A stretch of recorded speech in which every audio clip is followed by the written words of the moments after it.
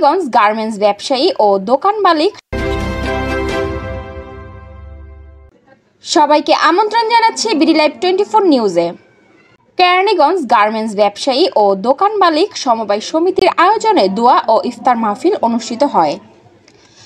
Keraniganj garments ব্যবসায়ী ও দোকান মালিক সমিতির সভাপতি হাজী মোহাম্মদ আনোয়ার হোসেনের নেতৃত্বে ইফতার ও দোয়া মাহফিলের আয়োজন করেন।